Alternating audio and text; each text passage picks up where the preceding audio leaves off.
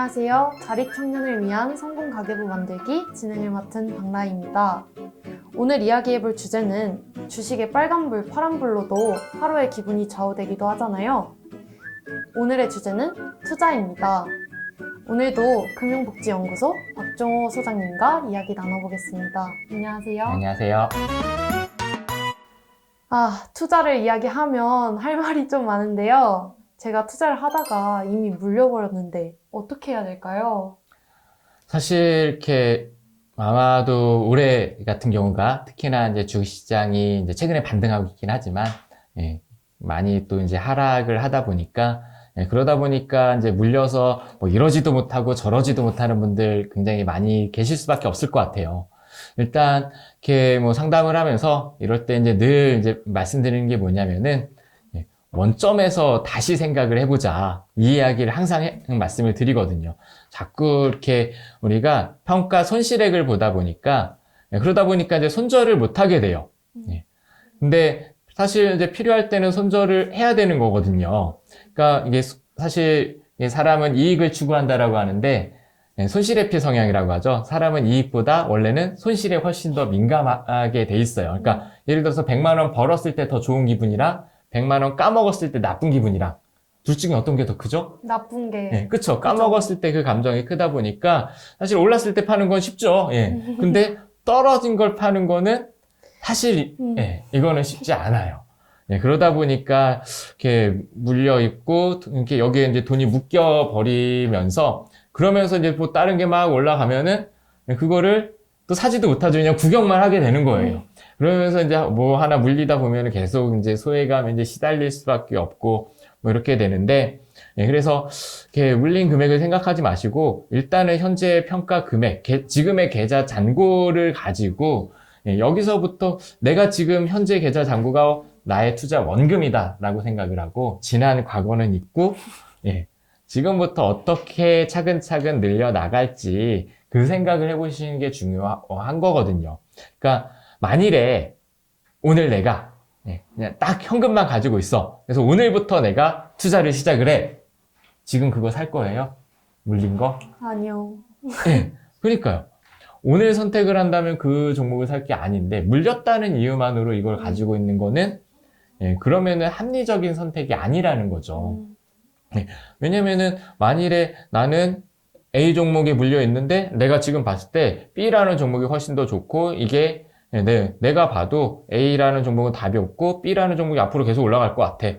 자, 그러면은 지금이라도 B로 갈아타는 게 맞는 거예요. 네. 왜냐면 그래야 오늘 원금이 내가 100만 원으로 투자했다가 반토막 나도 50만 원이야. 그러면은 내일부터는 B가 올라간다면 50만 원 가지고 계속 올라갈 수 있는 거잖아요. 네. 그러니까 내가 이걸 팔아서 B로 갈아탄다라고 해서 현재 계좌 잔고가 달라지는 게 아니거든요.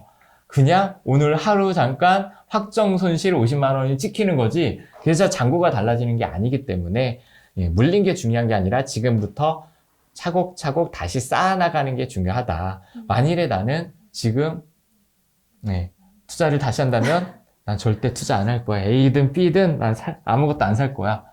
지금이라도 현금화하는 게 맞는 거죠. 과거의 의사결정이 현재의 의사결정에 영향을 미쳐서는 안 된다. 현재부터 다시 시작하자. 그 생각으로 나의 계좌 잔고를 들여다보셨으면 좋겠습니다. 인간관계만큼 투자 손절이 가장 어려운 것 같아요. 네, 그렇죠. 손절은 늘 어렵습니다. 이게 빠져나와야 하는데 생각처럼 잘 되지 않더라고요. 네. 그러니까 이게 많은 분들이 그런 경험 하시죠. 꼭 내가 팔면 오르더라. 그러니까 팔고 나면 오를까봐 여기에 대한 불안감이 굉장히 많아요. 뭐 2차 전지 관련 종목만 하더라도 뭐 8월, 9월, 10월 계속 빠지다가 최근에 또 뭐 엄청 또 올라가는 이런 모습들을 이제 보이다 보니까 내가 팔면 오르던데 그러니까 이제 계속 가지고 있고 뭐 이렇게 되는데 사실 올랐을 때 아쉬워하려면 내가 그걸 오를지 미리 알고 있었어야 돼요. 근데 사실 몰랐잖아요. 그럼 몰랐는데 그걸 가지고 내가 아쉬워할 필요가 없는 거죠. 네. 그러니까 운에 돈에 맡기기보다는 내가 명확한 근거를 가지고 의사결정을 하는 그 훈련을 하는 게 훨씬 더 중요한 거고, 왜냐면 내가 돈 관리를 투자뿐만 아니라 전체적인 재무 관리를 하루 이틀 할 게 아니잖아요. 앞으로 30년, 40년 꾸준히 내가 가진 돈을 운용을 하셔야 되는데, 그렇다면 지금 중요한 거는 내가 종목 하나 잘 선택하고 말고가 중요한 게 아니고, 내가 돈에 대해서 합리적인 습관을 만들어가는 게 훨씬 더 중요한 거거든요.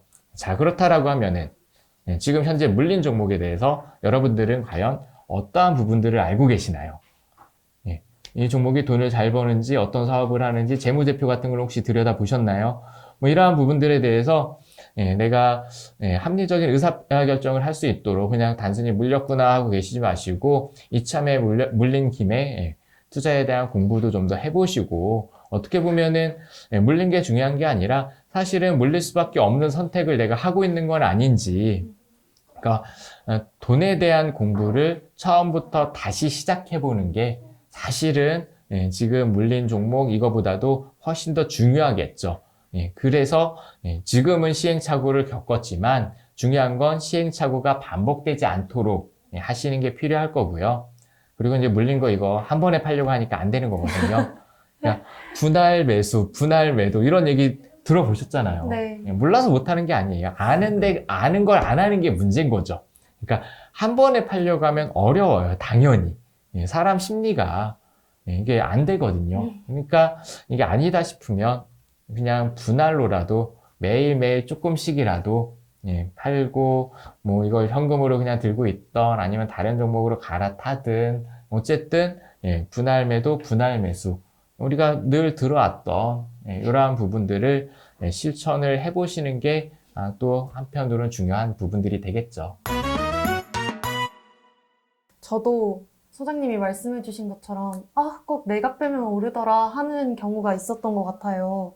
그래서 투자에 대한 기본적인 공부 없이 주변에서 하니까 같이 했던 경험이 있거든요.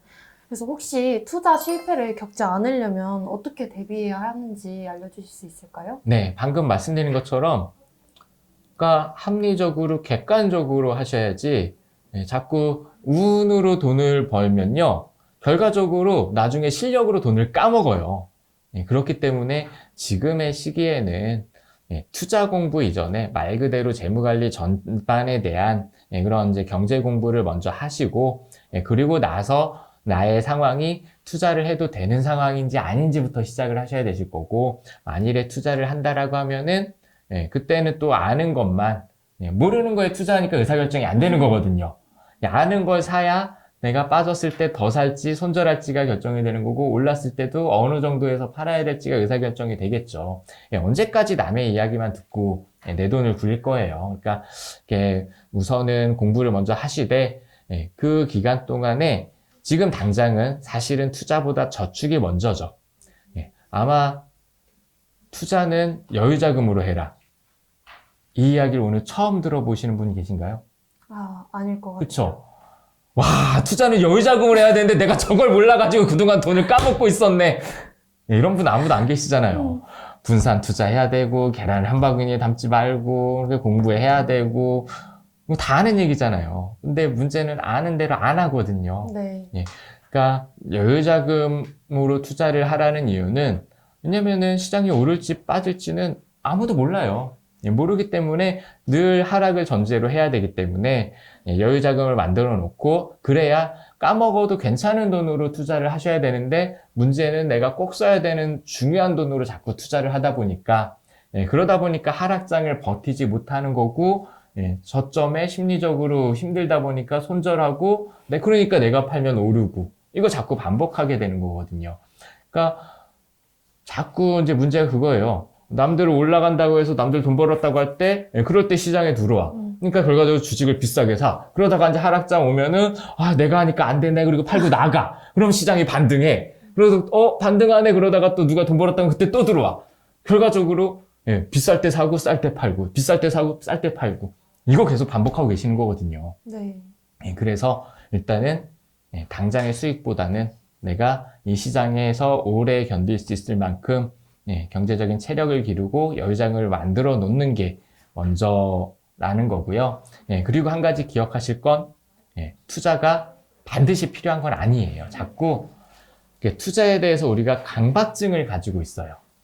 투자를 할지 말지에 대해서 선택사항이 돼야 되는데, 이게 저금리 시대에는 투자가 반드시 해야 된다더라, 주변에서 누가 투자를 꼭 하라고 하더라, 그러다 보니까 투자를 안 하면 큰일 날 것 같아서 일종의 그런 투자 강박증 내지는 남들이 돈 벌었다라는 이야기에 상대적인 박탈감이나 경제적인 소외감, 뭐 이런 부분들 때문에 자꾸 이렇게 투자를 꼭 해야 되는 건 아닐까? 그런 생각 때문에 내가 준비되지 않은 상태에서 시장에 들어오시는데, 근데 사실은 투자 시장에서 대부분의 사람은 돈을 못 법니다.